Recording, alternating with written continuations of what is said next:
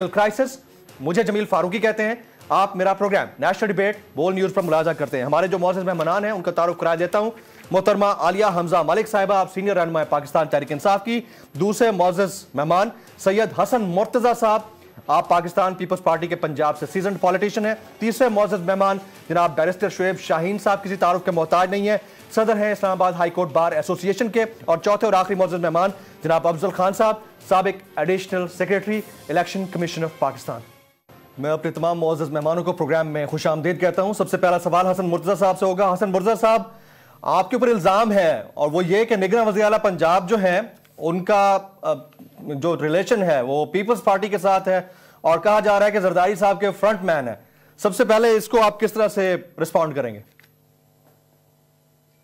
बहुत शुक्रिया जी। देखें, यहाँ पे पाकिस्तान के अंदर तो हर इंसान जो है उसका किसी न किसी के साथ ताल्लुक है, सलाम दुआ है, बैठना उठना है।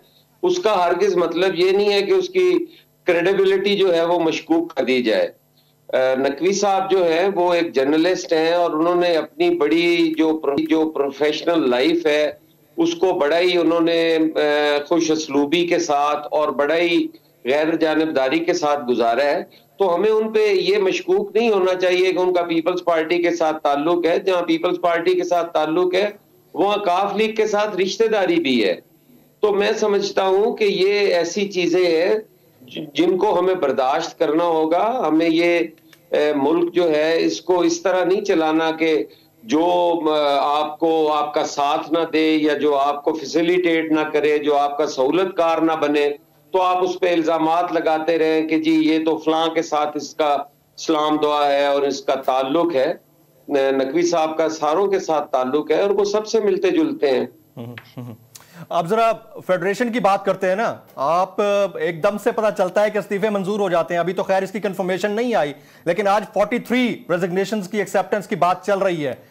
तो पीटीआई तो बिल्कुल वाइप आउट हो गई फेडरेशन के अंदर से बतौर अपोजिशन, जो कि वो अपने आप को समझते हैं कि हम इन रियल अपोजिशन है, गो के पार्लियामेंट के अंदर नहीं है, लेकिन फिर भी तो क्या ही बेहतर होता कि सारे मिल बैठकर कोई फैसला करते हैं? नहीं, ये हमने बड़ी कोशिश की है जी। 8-9 महीने हमने ये इंतजार किया है कि ये वफाक का जो मामला है ये हल होना चाहिए और उन्हें बार बार दावत दी गई है कि वो तशरीफ लाएं।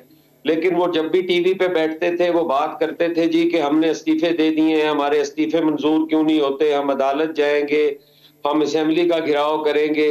तो ये रोज वो बातें करते थे।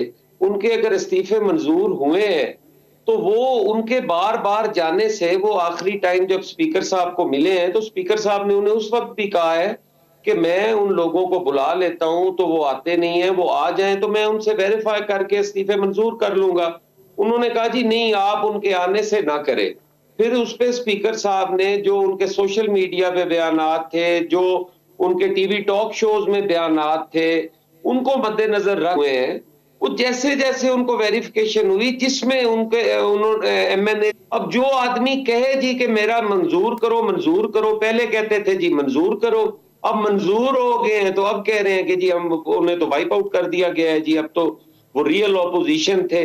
भाई रियल ऑपोजिशन का काम असेंबली के अंदर है या टॉक शोज में बैठ के कहने का है कि जी हमने इन्हीं लोगों ने पहले तो पार्लियामेंट लॉजेस पे भी अपने कमरे जो थे या अपने जो लॉज थे उन पे भी कब्जा रखा। मिनिस्टर इनक्लेव में भी इनके वुजरा जो साबिक वुजरा थे वो भी उन्होंने कब्जे नहीं छोड़े। फिर जो तनख्वाहें थी उनके अकाउंट्स में जाती रही, किसी ने वापस जमा नहीं करवाई। अजीब सा सूरत हाल है जी। उस पे स्पीकर साहब क्या और इकदाम करते जी? इस बात में कितनी सदाकत है सर कि पंजाब और केपीके के जो इंतखाबात हैं उनको डिले करने की कोशिश की जा रही है और मर्दमशुमारी बीच में आ जाएगी या आड़े आएगी? देखिए, मेरा नहीं ख्याल कि कोई ऐसी गैर आईनी चीज करने जा रही हो हुकूमत कि वो इलेक्शंस को बिला वजह जो है वो डिले का शिकार करे। जो मुल्की हालात हैं वो सबके सामने है और उनके मुताबिक फैसले हो रहे हैं। यहाँ पे अदालतें आजाद हैं, यहाँ पर इदारे आजाद हैं, वो अपने फैसले ले रहे हैं, कर रहे हैं। उसमें इंशाअल्लाह ताला आइन के मुताबिक सब चीज जो है वो होगी, आइन के मुताबिक होगी। हसन मुर्तजा साहब हमारे साथ मौजूद रहिएगा। शुएब शाहीन साहब, सदर इस्लामाबाद